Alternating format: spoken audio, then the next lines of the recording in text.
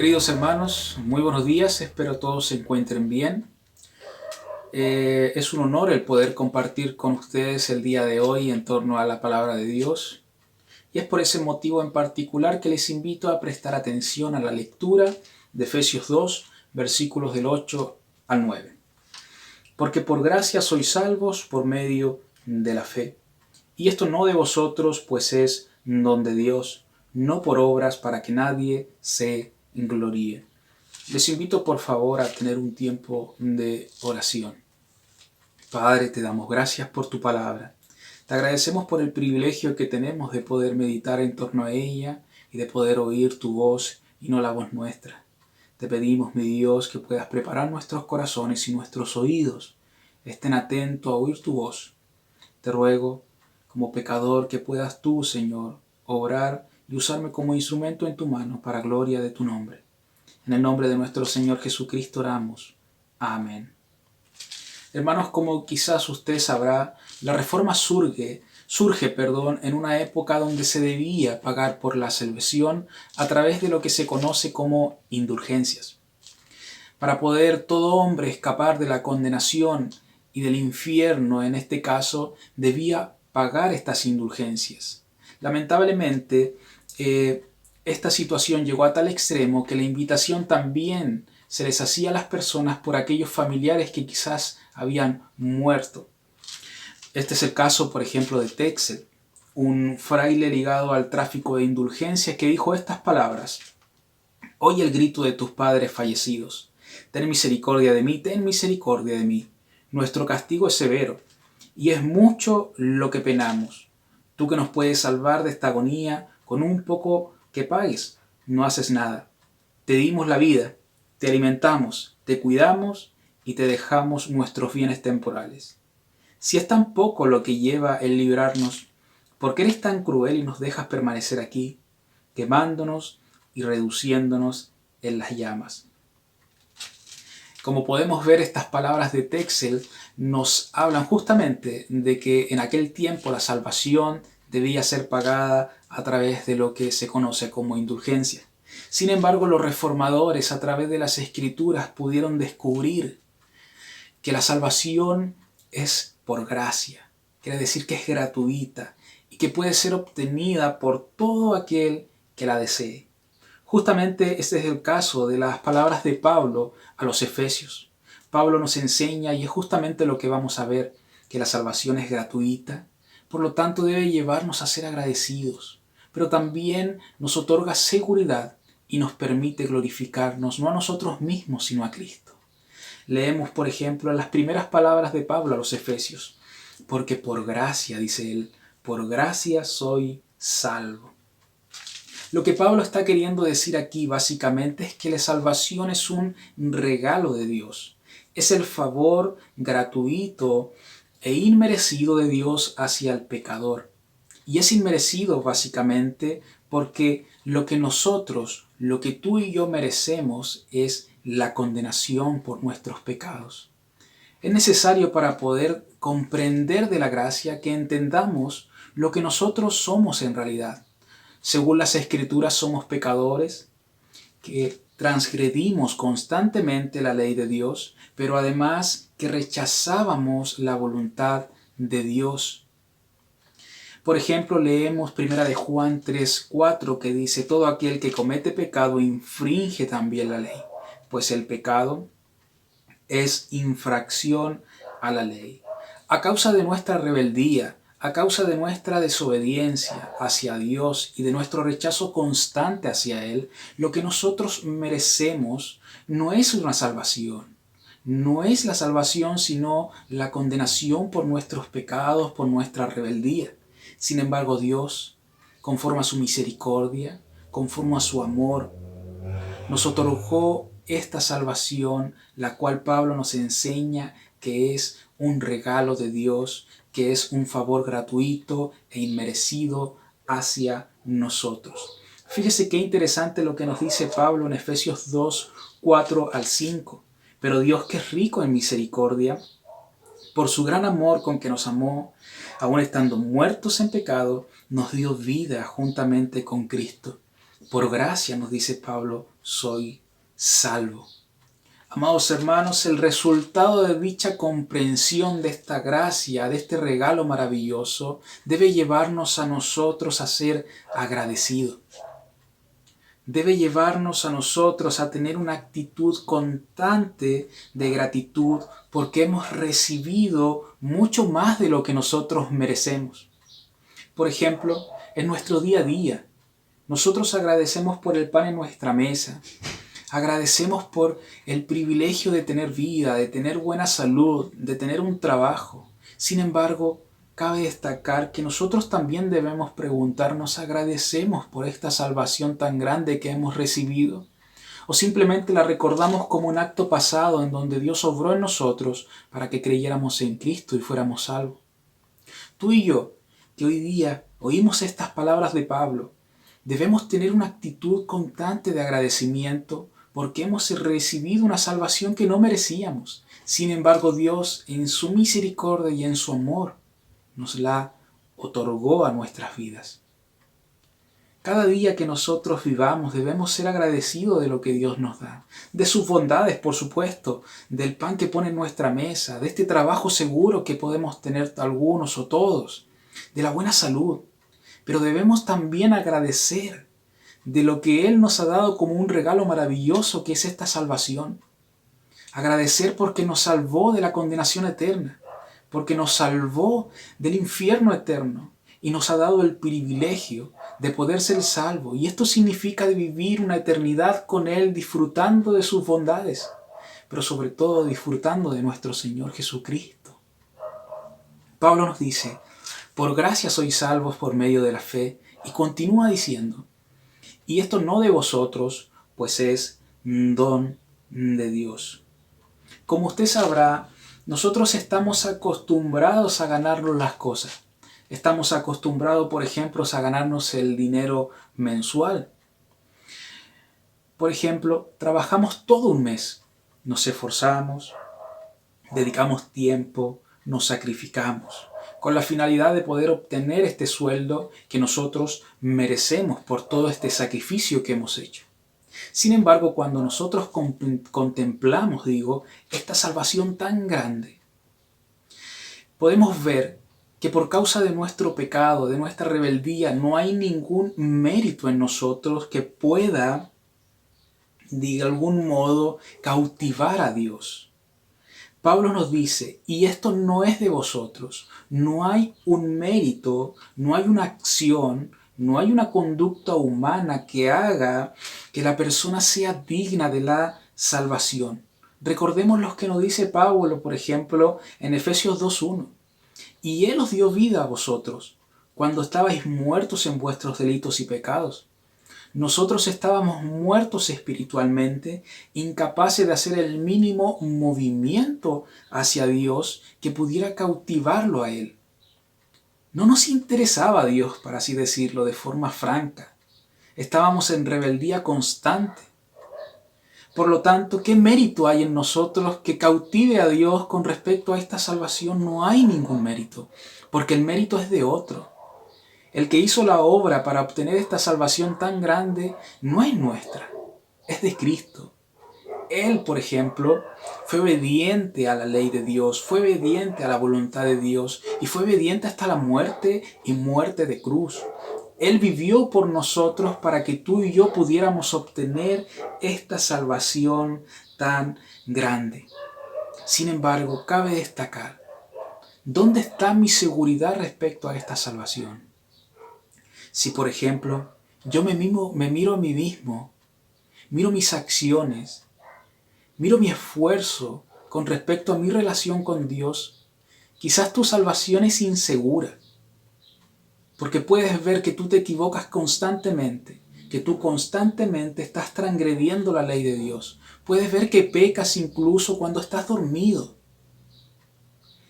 Al mirarme a mí mismo, yo no puedo contemplar una salvación segura porque cada día de mi vida estoy pecando en contra de Dios. Pero cuando yo miro a Cristo, cuando yo descanso en Cristo, yo puedo descansar en una salvación segura. porque fue por causa de Él, de su obra perfecta, que yo soy salvo. David dijo en una ocasión: Él solamente es mi roca y mi salvación, es mi refugio, no resbalaré. Salmo 62, 6. Usted recordará que la vida de David es una historia increíble, en donde él tenía que escapar muchas veces porque lo querían matar. Fue, por ejemplo, en el caso de Absalón. ¿Qué ocurría? Que cuando él huía, él se escondía en cuevas y podría haber dicho él: la roca, esa cueva fue mi salvación. Esa cueva me ocultó y me libró de la muerte. Sin embargo, David pudo decir, por la obra de Dios que hizo en él, que Dios es su roca, que Dios es su salvación. Y eso es maravilloso, porque David nos está dando a conocer que Dios es el único que provee a nuestras vidas seguridad. Es el único que provee seguridad. ¿Y cómo yo estoy seguro de esto? ¿Cómo puedo yo llegar a estar seguro de aquella salvación tan grande que Dios ha dado en mi vida? ¿Y cómo puedo yo descansar en aquella seguridad? La única manera de descansar en esta salvación tan grande que Él nos ha dado es cuando yo tengo intimidad con Él a través de las Escrituras. Es cuando yo dedico tiempo a conocer el Evangelio y a conocer a Cristo. Cuando yo dedico tiempo a meditar en torno a su palabra y a contemplar por medio de ella la obra de nuestro Señor Jesucristo por nosotros y sus promesas. Él dijo que Él nunca nos desampararía. Él dijo que Él estaría con nosotros siempre. Por lo tanto, cuando yo voy a las Escrituras, cuando yo medito en el Evangelio, yo contemplo a Cristo y sus palabras me permiten descansar en Él y sentirme seguro. Quizás hoy día tú estás confiando en ti mismo, en tu seguridad, en tus acciones, en tu esfuerzo. Yo te invito a que mires a Cristo en las Escrituras y descanses en Él. Él es el único que te puede dar a ti una salvación segura. Él es el único que te puede dar a ti, independiente de toda circunstancia que puedas vivir, una seguridad tan grande que nada te va a separar del amor de Dios, del amor de Cristo. Y aun cuando estés al filo de la muerte, tú podrás descansar en Él y decir: estoy seguro en Cristo, porque Él me ha dado salvación. Como podemos ver, Pablo nos enseña que a través de esta salvación tan grande debemos ser agradecidos. Pero además estamos seguros en Cristo. Y además nos enseña que esta salvación no solo nos permite ser agradecidos y estar seguros, sino glorificar a Dios en Cristo. Leemos, por ejemplo, las últimas palabras del versículo 9. No por obras para que nadie se gloríe. Usted recordará la vida de Lutero. Según se relata de él, Lutero se esforzaba mucho por hacer obras, para poder obtener esta salvación, para poder obtener paz para con Dios. Se dice que se confesaba gradualmente, por ejemplo, pero que además se flagelaba, quiere decir que se castigaba su cuerpo constantemente. Y además se dice que él, por ejemplo, limpiaba el piso y hacía obras para poder, digamos, de algún modo alcanzar esta salvación. La historia cuenta que luego de leer Romanos 1:17, Dios obró de tal forma en su vida que él pudo comprender que la salvación era por gracia y no por obras.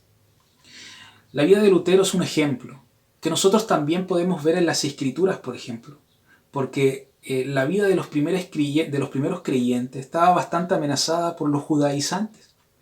Los judaizantes amenazaron las primeras comunidades cristianas enseñando que en adicional a la fe, el gentil tenía que hacer obras, en este caso cumplir con la ley, con ritos y ceremonias. Pablo insistía, y Pablo insiste en estas palabras, que la salvación tanto en judíos como gentiles es por gracia. No da cabida a ningún tipo de jactancia para que el hombre alarde de sí mismo. Y es por eso el motivo en particular que Pablo dice: no es por obra, para que nadie se gloríe. No es por obra, para que nadie se gloríe.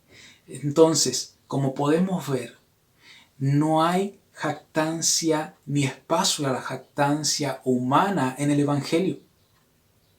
Si nosotros queremos gloriarnos hoy en algo, Gloriémonos en Cristo y gloriémonos en su obra.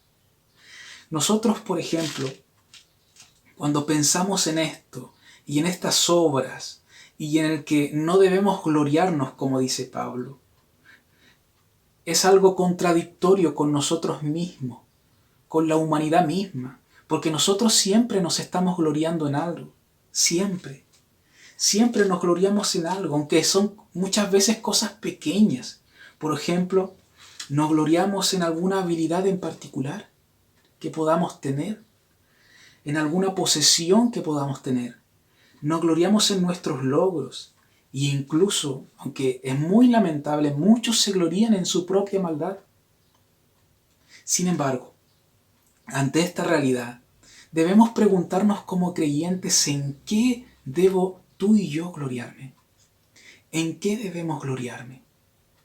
Gálatas 6:4 nos dice, pero lejos esté de mí gloriarme, sino en la cruz de nuestro Señor Jesucristo, por quien el mundo me es crucificado a mí y yo al mundo. Amados hermanos, nosotros no debemos gloriarnos en nuestras propias obras porque, según las Escrituras, nuestras obras son como trapo de inmundicia delante de Dios. Nuestras obras, lamentablemente, no son contadas por justicia para salvación de nuestras vidas. Es más, si nosotros pensamos, por ejemplo, ¿en qué estábamos pensando en nosotros a la hora de hacer buenas obras? Generalmente, el hombre hace obras para sí mismo, para su propio aplauso, para su propia gloria. Sin embargo, cuando nosotros contemplamos esta salvación por gracia, no hay jactancia humana que pueda decir, tú obteniste esta salvación por tus obras que has hecho, por tu esfuerzo, por tus méritos. No, no hay jactancia humana, sino únicamente tú y yo podemos gloriarnos en la obra que Cristo hizo por nosotros para nuestra salvación. Juan Calvino dijo, nunca nos gloriamos realmente en Dios mientras no hayamos descartado plenamente nuestra propia gloria. Nunca nos gloriaremos realmente en Dios mientras no nos hayamos descartado plenamente de nuestra propia gloria. ¿Cómo tú y yo nos podemos gloriar en Cristo? ¿Cómo yo puedo gloriar a nuestro Señor Jesucristo? Reconociendo mi pecado, reconociendo que soy un transgresor de la ley, reconociendo que no hay mérito alguno en mí para poder alcanzar esta salvación, reconociendo que no tengo alguna habilidad especial que me lleve a poder hallar y alcanzar esta salvación tan grande. La única forma de poder gloriarnos en nuestro Señor Jesucristo es cuando yo reconozco que soy un pecador y me humillo delante de Dios y reconozco que la salvación es netamente por Él. Cuando yo descanso en Cristo, yo me voy a glorificar en Él. Sucede que, como nosotros hemos podido ver, la salvación es un regalo de Dios. Y ese regalo nos lleva a ser agradecidos, a estar seguros, pero también a glorificar a Cristo cuando yo reconozco mi pecado y exalto a Cristo por encima de mí mismo, porque fueron sus obras las que a nosotros nos salvaron. Pablo nos enseña a través de las Escrituras que la salvación es un regalo maravilloso de Dios que nació netamente de Él, de su amor y de su misericordia a través de la obra de nuestro Señor Jesucristo. Por lo tanto, hoy, con agradecimiento, con seguridad, yo puedo decir al mundo que en Cristo hay salvación y hay una salvación eterna, una salvación segura. Pero es necesario que tú y yo reconozcamos nuestro pecado.